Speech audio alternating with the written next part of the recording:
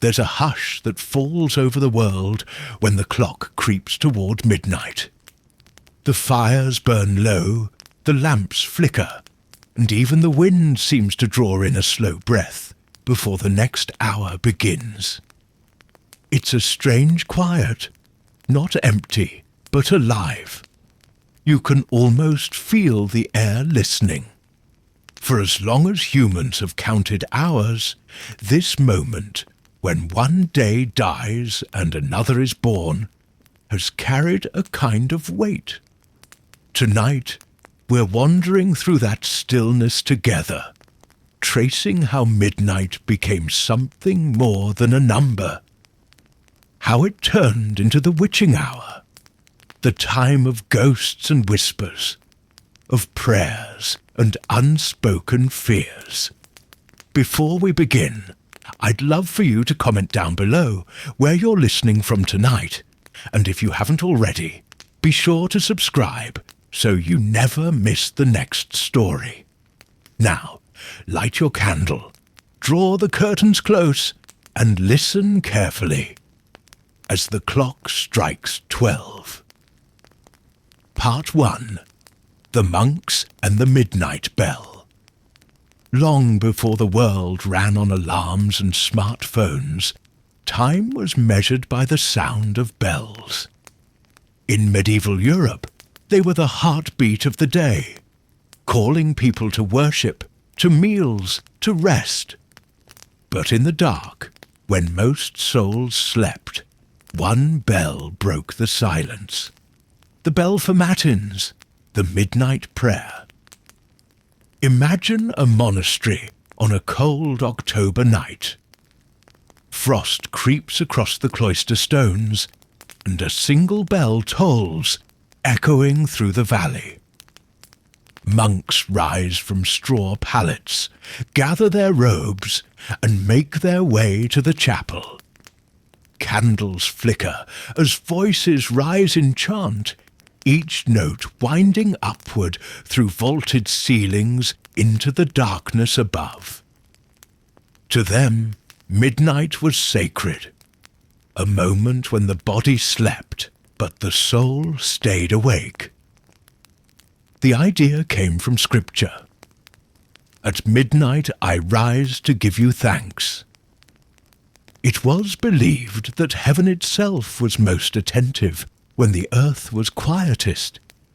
But outside the monastery walls, the sound of that bell took on a different tone. Villagers lying in their beds heard it and shivered. They imagined unseen watchers in the night, angels perhaps, or something else entirely. The boundary between devotion and dread was thin, and in that gap, the mythology of midnight began to grow. Over centuries, stories spread that prayers said at midnight carried double power, that wishes whispered then might reach further than in daylight, and that the same door open to heaven could just as easily let something else step through. Part 2. The Devil's Hour, when light has a shadow. As the Middle Ages waned and superstition flourished, theologians began to speak of balance. If noon was the height of divine order, midnight must be its mirror. Where the sun stood over creation at 12 o'clock, the moon ruled at its opposite hour, when shadows lengthened and candles bent in their holders. In sermons and pamphlets, scholars wrote that demons mocked the Mass by gathering at midnight. Witch hunters described the Devil's Hour as the moment when spells were cast, bargains sealed, and covens took flight. Folklore filled in what theology feared. Peasants whispered that if you were born at midnight, you would see spirits all your life. That a child baptized between 12 and 1 would never drown, for the water itself respected the hour. And if a rooster crowed too early, it was said to chase away the devil, cutting short his work. In the German countryside, mothers placed scissors in the window at midnight to guard sleeping children. In Scotland, people turned their pockets inside out to confuse witches lurking outside. Each ritual, however small, was a way of negotiating with the darkness. One old folk tale tells of a shepherd who stayed too long in the hills and heard a bell ringing where there was no church. When he followed the sound, he found a ring of toadstools glowing faintly in the moonlight. And when the bell struck 12, tiny figures began to dance. They laughed and vanished at the first cock-crow, leaving behind only a single silver coin on the grass. It's just a story, of course, but stories have roots, and this one grows straight from that uneasy thought that midnight belongs to something other. Part 3. Between Science and Shadow. By the 1700s, the Enlightenment promised to illuminate every corner of the human mind. Superstition, they said, would fade beneath the steady tick of the modern clock. And indeed, clocks were everywhere. For the first time, ordinary homes kept exact hours. The rhythmic pendulum seemed to tame the night, each swing declaring that time was measured, mastered, understood. But even as science marched forward, old fears merely changed shape. Doctors studying sleep began documenting night terrors and sleep paralysis, once blamed on witches sitting upon the chest. They gave the same experience new names, but they couldn't banish the feeling. Writers noted that their most vivid thoughts came after midnight, as if the rational mind grew weary, leaving imagination in charge. In England, Samuel Johnson wrote, "The night is more awful than the day." He meant awful, filled with awe, the humbling sense that we are small against the dark. Candles and oil lamps glowed longer. People read later. A merchant in London could sit by his fire at midnight, reading a ghost story, look at his clock, and realize that he now lived in a world both measured and mysterious. The hour hadn't lost its power. It had only moved indoors. Part 4. The Victorian Reinvention. If reason dimmed the superstition, the Victorians relit it with theatrical flair. This was the century of mourning veils and spirit photography, of Ouija boards and drawing room seances.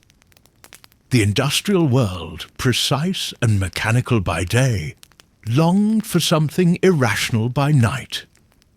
In parlours across London and New York, mediums would dim the gaslights and say, "We shall begin at the 12th stroke." Participants clasped hands, breath held, as tables creaked and candles guttered. Was it ghosts or just gravity and imagination conspiring together? No one could say. And that was the point.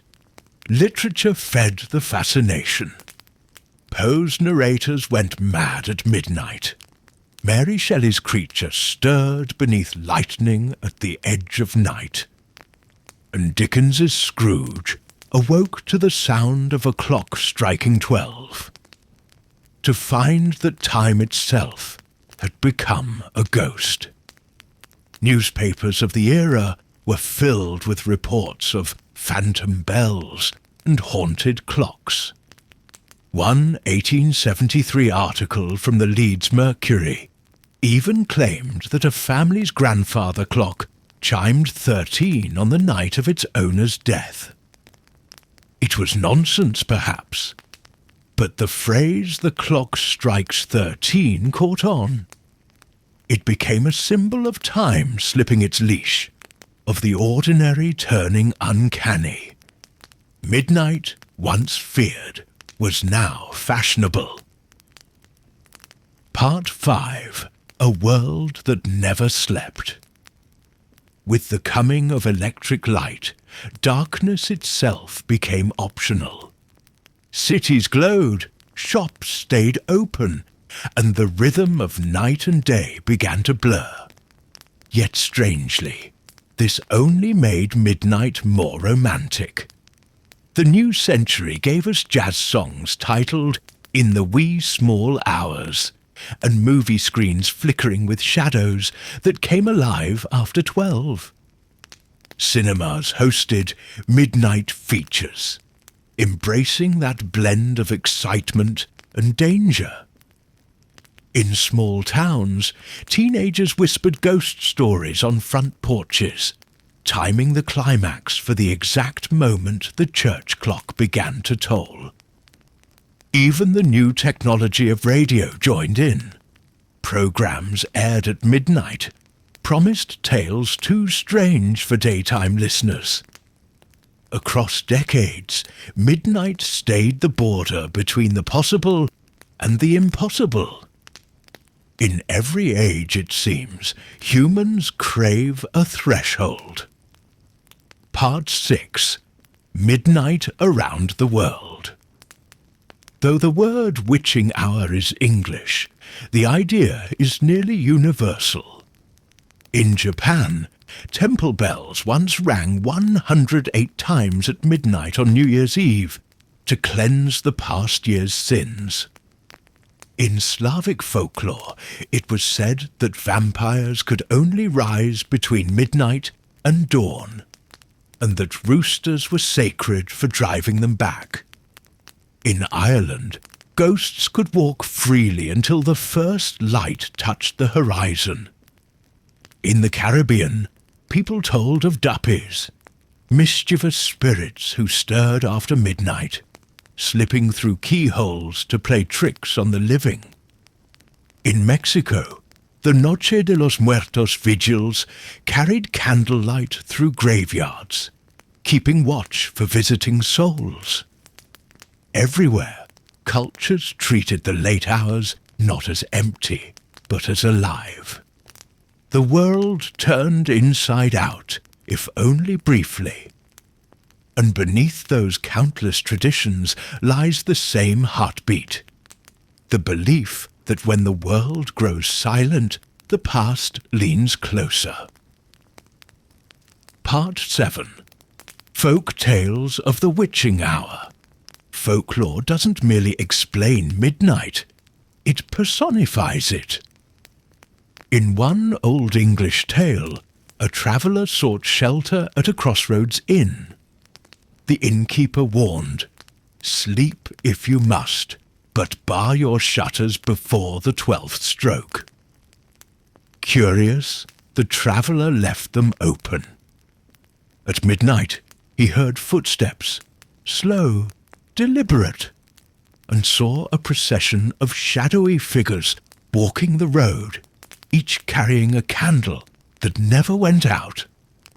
When the last figure passed, he looked out again, and every candle still burned in the distance, as if marking graves no one had yet dug. From Sweden came the legend of the Mara, a pale woman who crept into rooms between 12 and 1 to sit upon the chest of sleepers, stealing their breath. From Italy, tales of the Benandanti, the good walkers who claimed their spirits left their bodies at midnight to battle witches and dreams for the safety of the harvest.